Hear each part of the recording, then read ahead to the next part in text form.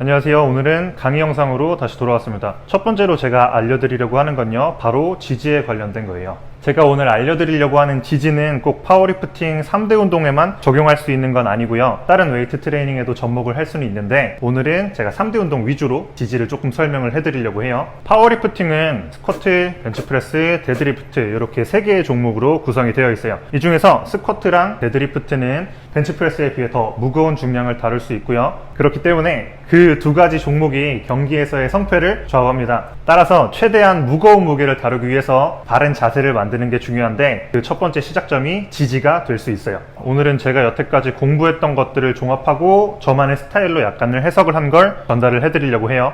우선 지지에 대해서 얘기를 해야 되니까 신발을 벗고 한번 진행을 해볼게요. 하나, 둘, 셋. 양말까지. 하나, 둘, 셋. 좋은 지지를 위한 첫 번째 시작점은요, 바로 넓은 지지면을 만드는 겁니다. 우리가 지금 당장의 생각을 해보더라도 좁은 지지면보다는 넓은 지지면이 안정적일 거고요, 안정적인 지지면 위에 우리는 더 무거운 중량을 올릴 수가 있습니다. 그래서 땅을 움켜쥐거나 발을 작게 만드는 게 아니고요, 발을 길게 만들고 최대한 크게 만드는 게 시작점이 될 수 있어요. 조금 더 가까운 영상에서 함께 보도록 할게요. 이런 식으로 땅을 움켜쥐는 발을 클로우토라고 하는데, 요거는 지지면을 좁게 만드는 패턴이기 때문에 저는 그렇게 추천을 드리지는 않아요. 아까 말씀드렸던 것처럼 발을 크게 만든 상태에서 발가락도 길어질 수 있도록 만드는 게 첫 번째입니다. 넓은 지지면이고요, 신발을 신고 있더라도 신발 안에서 최대한 넓은 발을 유지시키는 게 어느 정도의 포인트라고 할 수 있습니다. 좋은 지지를 위한 두 번째는 뭐냐면요, 바로 3점 지지예요. 요거는 많은 분들이 들어보셨던 내용일 거예요. 우리 발에는 3개의 점이 존재합니다. 이렇게 보시면은 엄지발가락 밑에, 새끼발가락 밑에, 뒤꿈치 3개의 점이 존재합니다.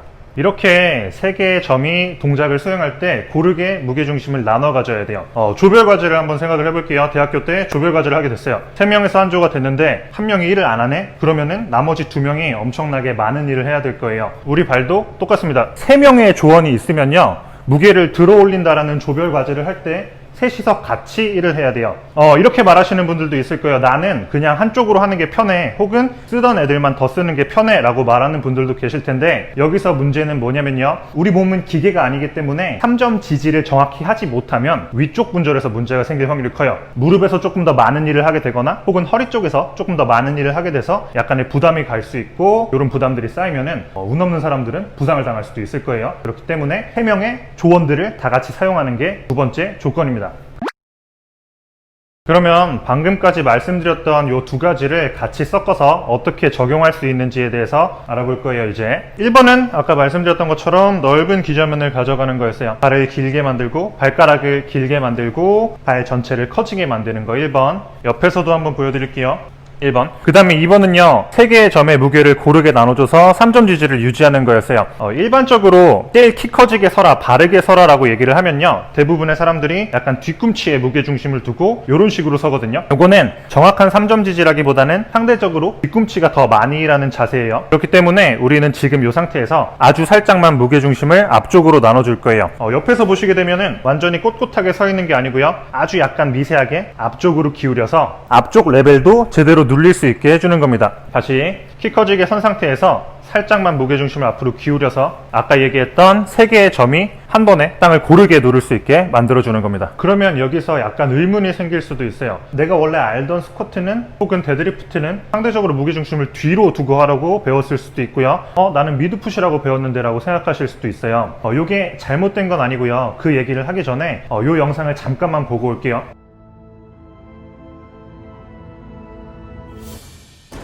첫 번째로 보여드린 영상은 그 74kg급의 절대적인 1등 테일러 에드우드의 스쿼트 영상이고요.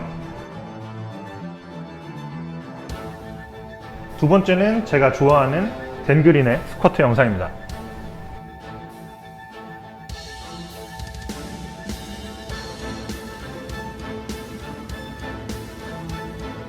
그리고 마지막은 캔디톤인데요. 우리나라에서 뭐 캔디톤 리니어나 육주 프로그램으로 유명하죠. 그래서 이 세 선수들의 스쿼트 영상을 지금 본 건데, 뒤꿈치 보이시나요? 우리보다 훨씬 좋은 퍼포먼스를 갖고 있고 오랫동안 운동을 해온 선수들인데, 이 선수들도 스쿼트를 할 때 뒤꿈치보다는 상대적으로 앞쪽 레벨을 잘 누르는 거를 볼 수가 있어요.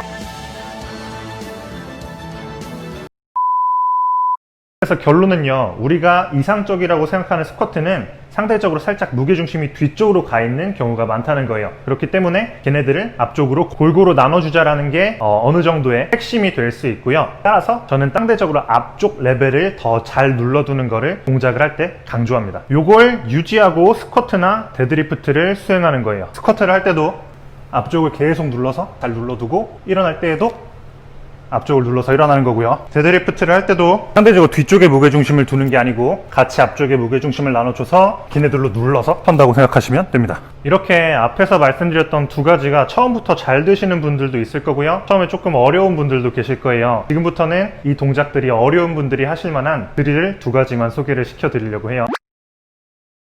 이제 첫 번째 드릴을 알려드리려고 합니다. 요거는 가부키 스트렝스 유튜브에서 저도 발견했는데 꽤 좋은 드릴인 것 같아서 여러분들한테 소개를 해드리려고 하고요. 첫 번째로 준비물로 얇은 밴드가 필요해요. 턱걸이 하실 때 쓰시는 밴드 중에 가장 낮은 장력을 가지고 있는 밴드를 이용하시면 되고요. 요거를 이렇게 두 바퀴를 말아주시는 거예요. 그리고 한쪽 발에 넣고 나머지 발에 넣을 때는 X자로 교차를 해서 이렇게 넣습니다. 발목에다가 걸쳐 주시고요. 이제부터 요 한 가지 줄은 엄지발가락에다가 걸 거고요.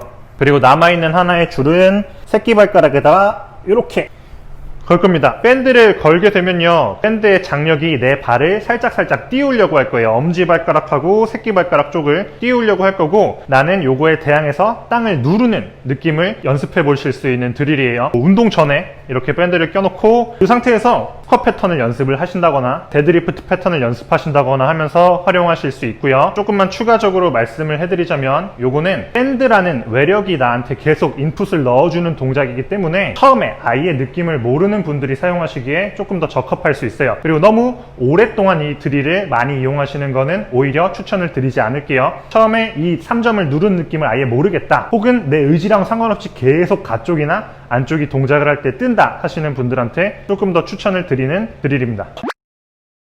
첫 번째는 외력을 이용해서 약간 패시브하게 3점 지지를 연습해보는 드릴을 알려드렸고요. 이제 좀 더 액티브한 드릴도 하나 알려드릴게요. FRC라는 단체에서 사용하는 카스라는 컨셉이 있어요. 카스의 마지막에 발을 움직이는 동작이 있는데 이게 저는 굉장히 좋다고 해서 따로 따왔고요. 우리는 일상생활을 할 때 신발을 신고 생활을 하는 경우가 많잖아요. 그렇게 하다 보면은 발을 따로따로 움직일 수 있는 이런 능력들은 조금씩 떨어질 수밖에 없어요. 지금 제가 알려드리려고 하는 건요, 그렇게 발을 따로따로 움직여보면서 내 발하고 뇌의 소통 채널을 조금 더 원활하게 소통할 수 있도록 만들어주는 드릴이라고 생각하시면 돼요. 총 4가지 동작으로 이루어져 있고요. 첫 번째는 발 나머지 전체는 가만히 놔두고 엄지발가락만 들어보는 거예요. 엄지발가락만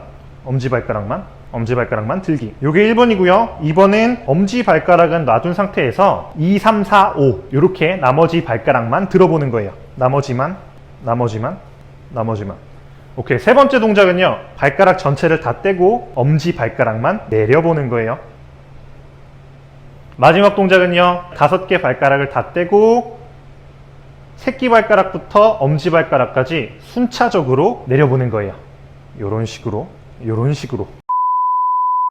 네, 이렇게 해서 지지에 대해서 도움을 줄 수 있는 2가지 드릴까지 알아봤습니다. 오늘 했던 거를 간단하게 정리를 해볼게요. 첫 번째는 좋은 지지를 만들어야 하는 이유였어요. 내가 무거운 중량을 다루려면 조금 더 효율적이고 안정적인 자세를 만들어야 하는데, 그 첫 번째 시작점이 지지가 될 수 있다고 했어요. 그러면 좋은 지지를 만들 때 어떻게 해야 되냐? 첫 번째는 넓은 지지면을 만드는 거였습니다. 발을 움켜쥐는 게 아니고 길어지게 만들고 커지게 만드는 거 1번. 그리고 2번은 3개의 점에 내 무게를 고르게 나눠주는 거, 3점 지지라고 했죠. 그래서 이 2가지를 항상 동작을 수행할 때 생각해야 된다는 걸 말씀을 드렸고요. 이게 잘 안 되는 분들을 위한 드릴도 2가지를 준비했습니다. 첫 번째는 밴드를 이용한 드릴, 요거는 아예 감이 잘 안 오는 분들한테 조금 더 추천을 드렸고요. 두 번째는 조금 더 액티브한 드릴. 그래서 이 2가지를 운동 전에 워밍업으로 사용하시면 좋을 것 같아요. 알려드렸던 정보를 잘 활용하시길 바라고 안전하게 운동하시길 바라겠습니다. 감사합니다.